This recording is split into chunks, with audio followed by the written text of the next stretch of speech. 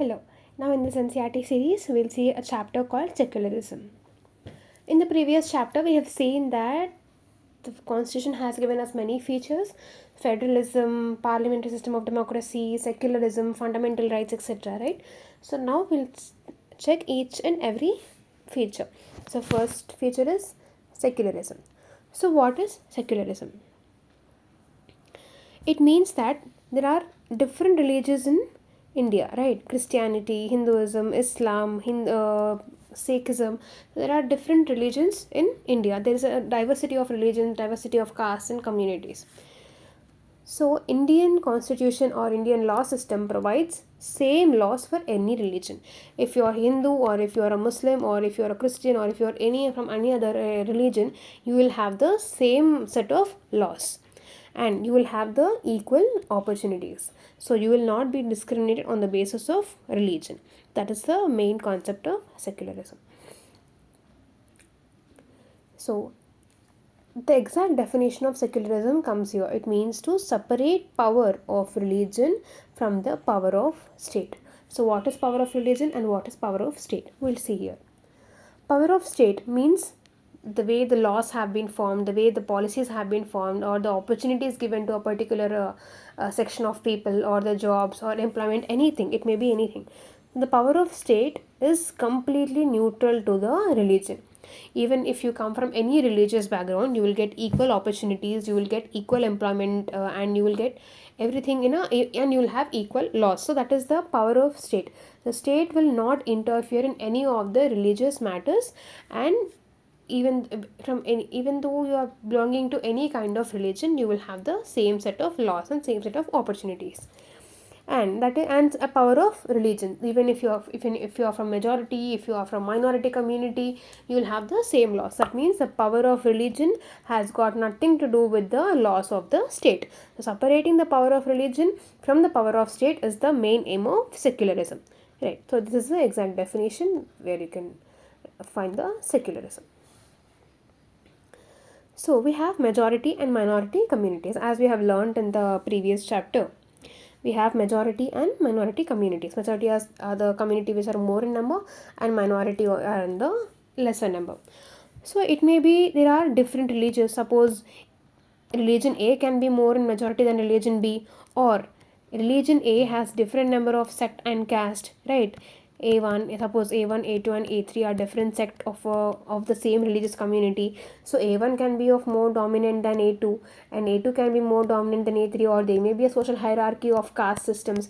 Just like Hinduism has a varna system, like they feel Brahmins are a superior caste, and the Shudras or someone are in the lower caste. So these all varna system may be so these Brahmins are dominating, and these people are, they see them as a suppressed caste, right? So these discriminations can also occur within. So the discriminations can happen between different religions, or in the same religion but different communities. So these all can happen.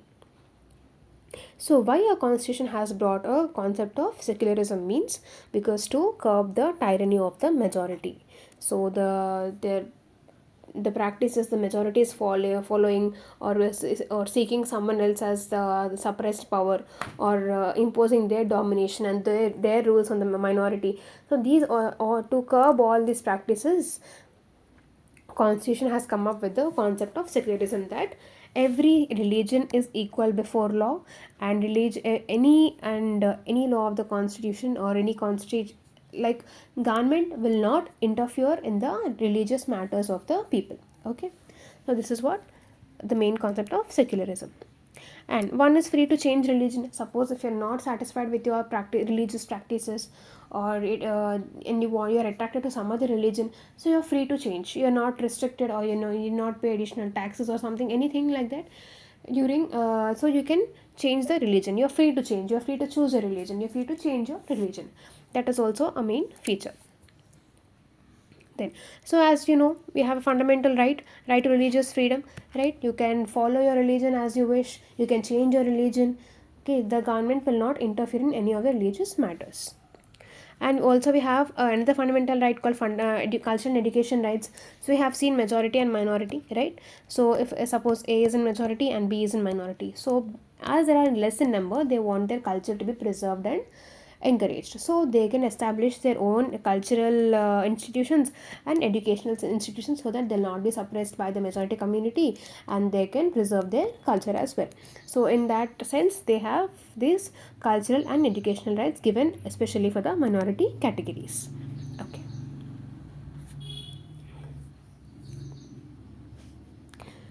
And the other feature is mainly to curb the domination of the one community on the other community. As we have seen, it may be between different religions or between the same religion but different communities.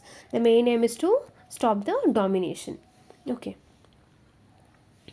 And so we have already learned the state will not interfere in any of the religious matters, but there are some exceptional cases where state have to interfere. Where? So we have seen untouchability. So untouchability was a practice in the Hindu culture. We had the Varna system, that means Brahmins. There were four Varnas: Brahmins, Kshatriyas, Vaishyas, and Sudras. So Brahmins were held at a superior power, then Kshatriyas, Vaishyas, and then we had the Shudras in the bottom. So Brahmins felt they were superior, and Shudras were considered as untouchables, or they were not allowed to have opportunities as compared to the higher castes. So they were not allowed into temples, they were not allowed to drink water from the public wells, they were not allowed to come into the village, they stayed out of the village. So all these derogatory practices what the higher caste people have put on the lower caste people was a part of the religious practice of Hinduism. So in that case, in order to create equality and to stop all these practices, the state has to interfere. So in this case, the state will interfere in this particular matter. So it has abolished untouchability, and it said every caste, every sect, every community will have the same equal rights, and such things like untouchability and all other derogatory practices will be considered as an offensive crime. So in such cases, state have to interfere. Generally state doesn't interfere, but when the situation is sensitive and it feels that one community is getting denied from the opportunities, it will interfere. Okay. So untouchability is one of the option in it.